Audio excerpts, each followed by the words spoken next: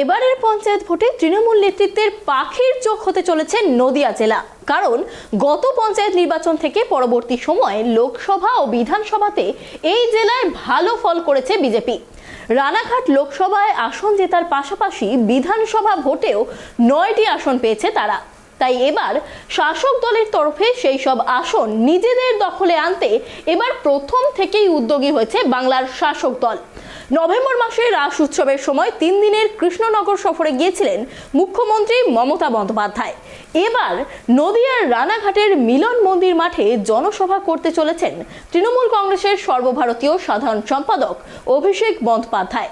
আজ শনিবার দুপুর 2টায় অভিষেকের সভা রয়েছে।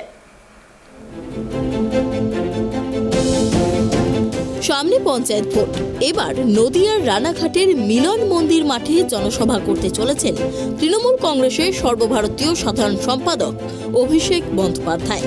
আজ শনিবার দুপুর 2টায় অভিষেকের সভা রয়েছে। শুক্রবার শেষ মুহূর্তের প্রস্তুতি তুঙ্গে ছিল দলীয় ও প্রশাসনিক স্তরে। রানাঘাট সাংগঠনিক জেলার সভাপতি ছাড়াও জেলা স্তরের একাধিক শীর্ষ নেতাদের দেখা গেল ব্যস্ত পায়ে সভামঞ্চ এবং মাঠের প্রস্তুতি তদারকি করতে।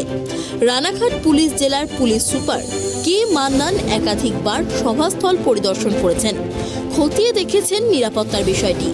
বিভিন্ন কারণে অভিষেকের শনিবারের সভা অত্যন্ত গুরুত্বপূর্ণ। 2021 সালে বিধানসভা ভোটে রাজ্যে ঘাস ফুলের মেলা দেখা গেলেও রানাঘাট সংসদীয় ক্ষেত্রে ভরাডুবি হয় তৃণমূলের। তারপর এই প্রথম এত বড় মাপের সভা করতে চলেছে তারা। সভাকে সফল করতে মরিয়া ঘাস ফুল নেতৃত্ব। তৃণমূল নেতারা জানাচ্ছেন, অভিষেকের সভায় অন্তত 1.5 লক্ষ মানুষের ভিড় টানা তাদের লক্ষ্য। রানাঘাট সাংগঠনিক জেলার 9টি বিধানসভা কেন্দ্রের 21টি ব্লক ও 10টি টাউন কমিটির প্রত্যেকটিতে জনতার জমায়েত সুনিশ্চিত করার ব্যাপারে বৈঠক করে ফেলেছে তৃণমূল। সংশ্লিষ্ট সাংগঠনিক জেলার অন্তর্গত তৃণমূলের 2 জয়ী বিধায়ক পুণ্ডরীকাক্ষ সাহা এবং ব্রজকিশোর গোস্বামীকে জমায়েতের বাড়তি দায়িত্ব দেওয়া হয়েছে বলে তৃণমূল সূত্রে খবর। রানাঘাট জেলা তৃণমূল কংগ্রেসের সভাপতি দেবাশিস গঙ্গোপাধ্যায় বলেছেন, সবাই সর্বোচ্চ প্রচেষ্টা দিয়ে অভিষেক বন্দ্যোপাধ্যায়ের সভার প্রস্তুতিতে অংশ নিচ্ছি। আশা করি শনিবারের সভায় রেকর্ড জমায়েত হবে। অন্যদিকে মতুয়া অধ্যুষিত রানাঘাট সাংগঠনিক জেলায় বিজেপির সাংগঠনিক ভিত তুলনামূলক মজবুত। গত লোকসভা এবং বিধানসভা ভোটের নিরিখে এই তত্ত্বে শিলমোহর পড়েছে। এই ব্যাপারটি মাথায় রেখে বিজেপির শক্ত ঘাঁটি হিসেবে পরিচিত নদিয়ায় সভা করে গেরুয়া শিবিরে চির ধরানোই মূল লক্ষ্য অভিষেকের। পঞ্চায়েত ভোটকে সামনে রেখে শুভেন্দু অধিকারীরা যখন সিএএ ইস্যুতে শান দিচ্ছেন, তখন পাল্টা এ ব্যাপারে মুখ খুলতে পারেন অভিষেক বন্দ্যোপাধ্যায়। নাগরিকত্ব ইস্যুতে মতুয়া সম্প্রদায়ের মন পেতে বেশ কিছু ঘোষণাও করতে পারেন তৃণমূলের সর্বভারতীয় সাধারণ সম্পাদক। এমনটাই বলছেন স্থানীয় তৃণমূল নেতৃত্বরা। রানাঘাট জেলা পুলিশের পক্ষ থেকে অভিষেকের জন্য নিশ্ছিদ্র নিরাপত্তার ব্যবস্থা করা হয়েছে। সভা মঞ্চ থেকে সমাবেশ পর্যন্ত ত্রিস্তরীয় নিরাপত্তা বেষ্টনী প্রস্তুত করা হয়েছে। মঞ্চে নিরাপত্তার দায়িত্বে থাকবেন অভিষেকের Z+ ক্যাটাগরির নিরাপত্তায় থাকা আধিকারিকরা। তার পরের স্তর অর্থাৎ সভা মঞ্চের সামনে থাকবে রাজ্য পুলিশের স্পেশাল অফিসাররা।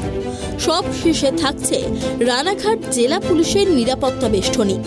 অভিষেকের সভায় নিরাপত্তা আধিকারিক, পুলিশ কর্মী এবং সিভিক ভলেন্টিয়ার মিলিয়ে প্রায় 1600 নিরাপত্তা কর্মী মোতায়েন থাকছে বলে প্রশাসন সূত্রে খবর। থাকছেন আইপিএস পদমর্যাদার 6 জন আধিকারিক, ইন্সপেক্টর পদমর্যাদার 40 জন, সাব ইন্সপেক্টর পদমর্যাদার 120 জন, অ্যাসিস্ট্যান্ট সাব ইন্সপেক্টর পদমর্যাদার 212 জন এবং প্রায় 700 রাজ্য পুলিশের কনস্টেবল দিয়ে তৈরি হবে নিরাপত্তা বেষ্টনী। জেলার বিভিন্ন প্রান্ত থেকে বাস ও ট্রেনে তৃণমূল কর্মী সমর্থকরা এসে পৌঁছবেন সভাস্থলে। তার মধ্যে রানাঘাট শহরের যান চলাচল ব্যবস্থা স্বাভাবিক রাখতে বিশেষ প্রস্তুতি নিয়েছে জেলা ট্রাফিক গার্ড। সমাবেশে বাড়তি ভিড় সামলে রানাঘাটকে সচল রাখাই তাদের মূল challenge. Bureau report, tribe TV.